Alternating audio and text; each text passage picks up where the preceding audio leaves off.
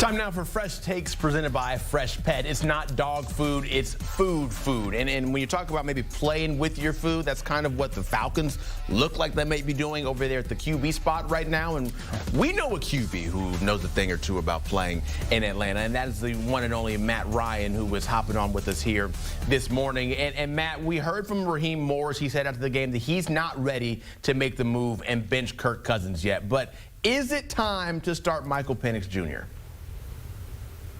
I mean, it's, you know, I got asked this question before their bye week, and I said that, you know, they had been struggling offensively. I thought it was going to take a couple more weeks of poor performances.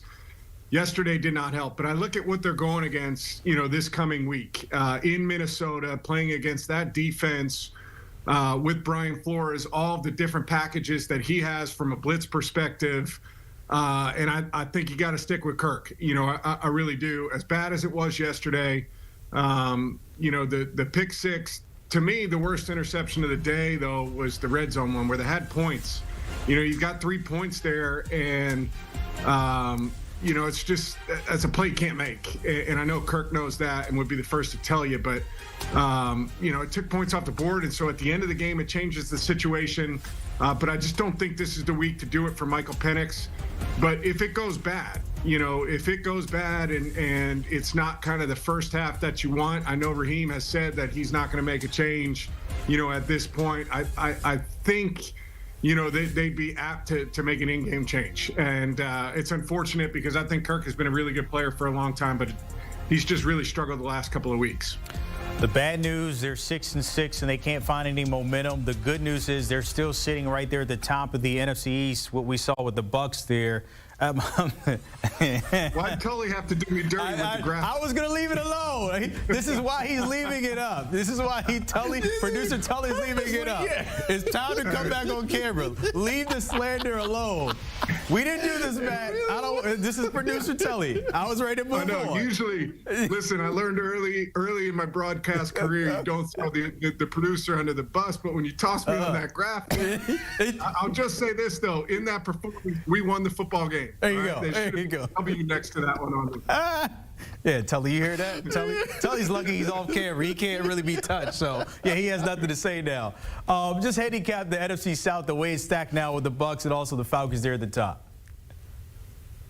I look at the schedules ahead, right? You know, the Falcons, two of the best games Kirk Cousins played the entire year was against the Tampa Bay Buccaneers, right? That's his 2 best performances as a Falcon. But I look at the schedules in front of them, you know, and Atlanta, they've got Minnesota, Vegas, Giants, Washington, and Carolina. I think there's probably 3 wins in there for them.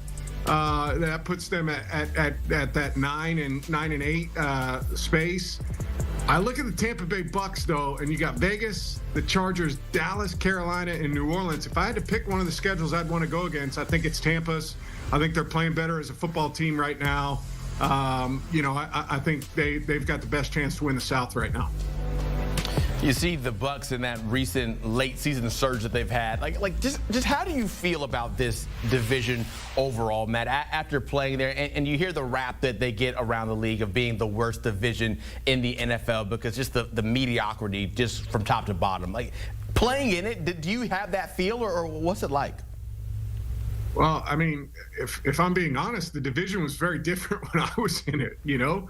You got Drew Brees, you got Cam Newton, you got, you know, different Tom Brady in it at the end of my time there. So it's become a very different division. I agree with you. I think it's the most winnable division in football right now. And it seems, you know, it's that feeling from watching it from the outside perspective.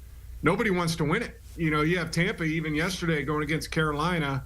And you know, a great comeback win and good for them, but they didn't take advantage of that game, go out there and take advantage of it early. So I agree with you. I think it's probably the easiest division to win in the league right now. And it seems like nobody wants to go take it. Yeah, you hear that, producer Tully? MVPs back when Matt was in that division. He was one of them, by the way. Yeah, you hear it was stacked. It was stacked.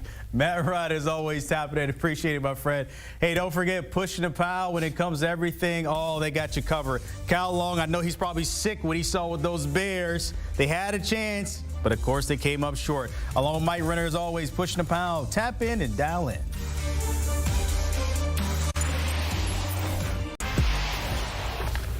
It's a play that nobody wants to see in our league, obviously.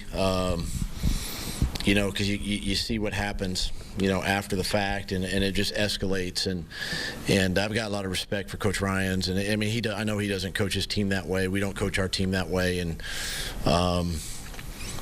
it's unfortunate. It really is. It's unfortunate. You know, and I'm just glad that you know, Trevor's going to be fine. He'll obviously be in the protocol, but you know, it's just an unfortunate play. It was a dirty hit. I think obviously those hits are always in question.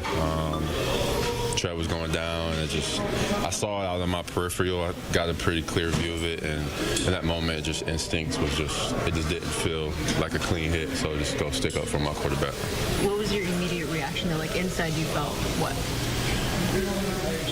I mean, I saw him sliding, and then I saw the hit, and then honestly, I just took over. I just knew it was wrong. It was just a dirty play, and you stick up for your guys. It's just how it goes. That's our brother, and we got guys that, like, we ride out for each other. It's not a team we're not going to splinter off, and you saw it. I mean, Jarian got ejected, and he's a rookie out there throwing punches, so you love to see that, honestly. Hate it for his wallet, but that's the type of team we got.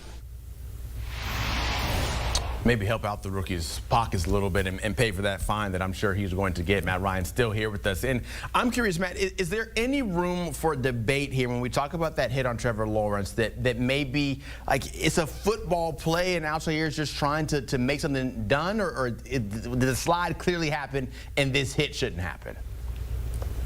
Yeah, I mean, I think it's easier when you replay and it goes slower, but you know, those full speed decisions are not always easy for defenders. And so dirty, yes, extending the forearm, tough look to that, all of those things. I think it's complicated by the fact that Lawrence goes down and arms go up in the air. So that part of it is scary. I kind of like the reaction by the Jags players and the comments of them after, right? You're going to stick up for your guys in those kind of situations. And, you know, same can be said for the Texans too, right? Like you're out there and it's violent and it's physical and it's tough. I think, you know, the responses both sides are probably warranted. I think a suspension's probably coming.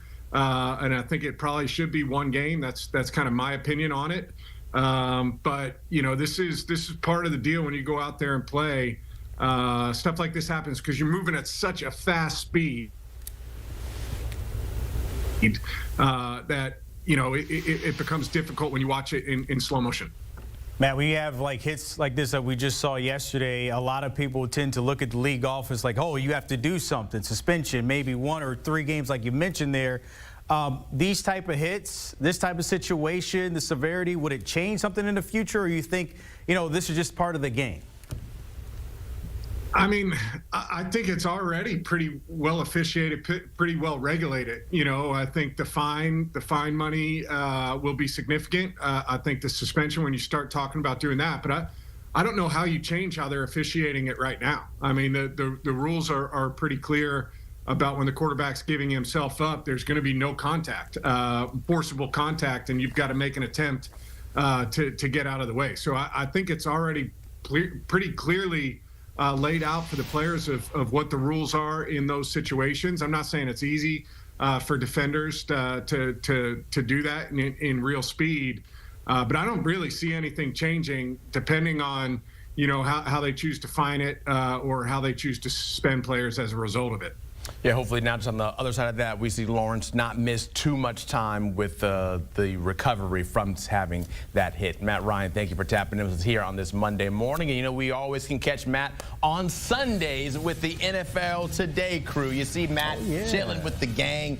12 Smiling, Eastern, 'cause they don't make CBS. fun of him over there. Yeah, he's like, oh, look at yourself. They love him over there. A clean-cut graphic with a clean-cut Matt Ryan in the entire crew. No Tully's there. NFL Today.